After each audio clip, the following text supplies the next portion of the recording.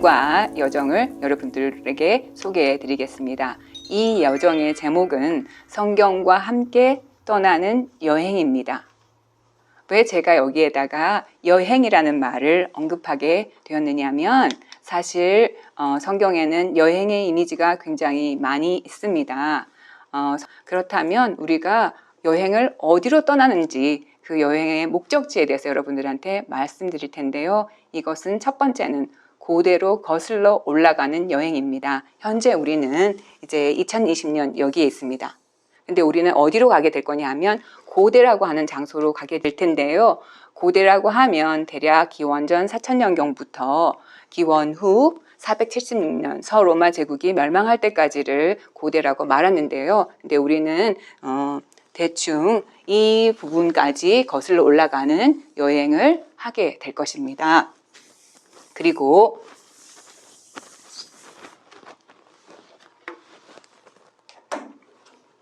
장소로는, 시간으로는 우리가 고대로 가는 여행을 한다면 장소로는 어디를 가게 되느냐면 고대 이집트와 메소포타미아, 가나안 지방으로 여행을 하게 될 것입니다. 우리는 이 지역을 오늘날은 중동이라고 부릅니다. 그러나 옛날에는 이 지역을 근동이라고 불렀죠.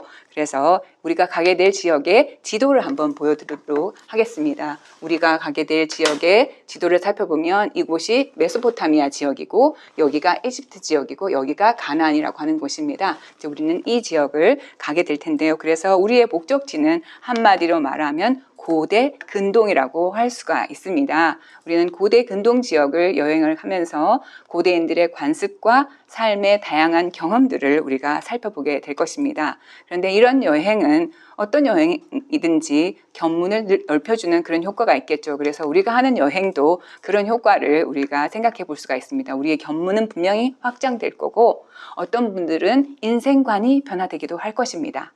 또 성경 읽기에 중독될 수도 있습니다. 제가 여러분의 가이드가 되겠지만 또 여러분이 친숙한 동반자로 삼아야 할 또 다른 가이드는 이 책 교재라고 할 수가 있습니다. 근데 이 교재의 특징은 여러분들이 성경 공부와 관련돼서 여러 교재들을 접하셨을 수도 있는데요. 이 교재는 가톨릭 교회 안에서 구약 성경을 읽을 수 있도록 여러분들을 도와드릴 것입니다.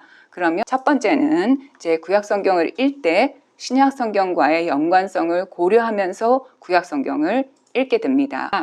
두 번째는 이제 교회 안에는 교리나 전례나 여러 가지 교회의 활동들이 있는데 이런 것들은 모두 다 성경 말씀에 바탕을 두고 만들어진 것입니다. 그래서 구약 성경 구절과 교회의 교리나 전례나 교회의 활동이 연관된 경우에는 그것에 대해서도 이 저자는 우리에게 언급하게 될 것입니다. 그래서 성경에 모두가 토대를 두고서 교리는 성경에 대한 신학적인 해석이라고 볼 수가 있는 거죠. 교회 활동은 성경에 대한 사목적인 활동이라고 볼 수가 있고 전례는 성경에 대한 실천적인 해석이라고 볼 수 있습니다. 그래서 우리는 성경 말씀에 대한 신학적이고 사목적이고 실천적인 해석을 통해서도 성경을 어떻게 해석해야 되는지 배울 수가 있기 때문에 이제 이런 부분도 저자는 우리에게 이제 소개해 줄 것입니다. 세 번째는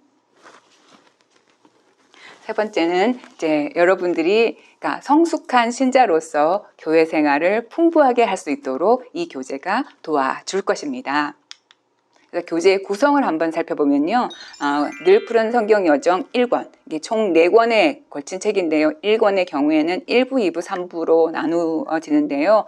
1부와 2부는 여행의 준비에 해당됩니다. 3부에 가서 여러분들이 본격적으로 창세기로 떠나는 여행을 하게 될 것입니다. 이제 1부의 여행의 준비는 이 여행을 하기 위해서 준비물을 챙기는 과정이라고 한다면 2부는 우리가 가게 될 곳의 지리적이고 역사적이고 정치적인 맥락을 살펴보는 거라고 할 수가 있어요. 근데 제1부는 여행 준비, 그러니까 우리가 여행을 떠나기 위해서 준비물을 챙기는 그 과정에 해당되는데요.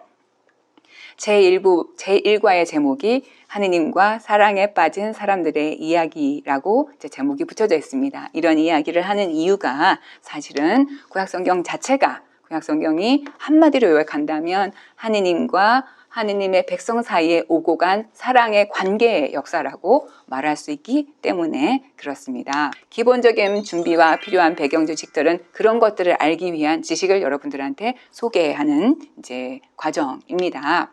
그래서 이때 제가 오늘 이제 성경 공부를 하기 위해서 기본적인 준비와 필요한 배경 지식으로 소개해 드릴 주제는 세 가지 주제인데요. 첫 번째는 구약 성경에는 어떤 책들이 들어있는가. 두 번째는 구약 성경의 가장 중요한 주인공이신 하느님은 누구이신가. 세 번째는 성경의 기본 줄거리가 무엇인지를 여러분들에게 소개해 드리고자 합니다. 것입니다. 그렇다면 이 야훼라는 이름의 의미는 뭘까? 야훼라는 이름의 의미는 하느님께서 있는 자이다. 이 말은 하느님께서 백성들과 함께 언제나 있을 분이시라는 의미를 포함하고 있습니다. 그래서 야훼라는 이름은 언제나 인간과 함께 인간을 위해 존재하시는 분이심을 의미합니다. 그래서 이제 교회는 이 야훼라는 이름의 의미를 이런 식으로 가르치고 있습니다.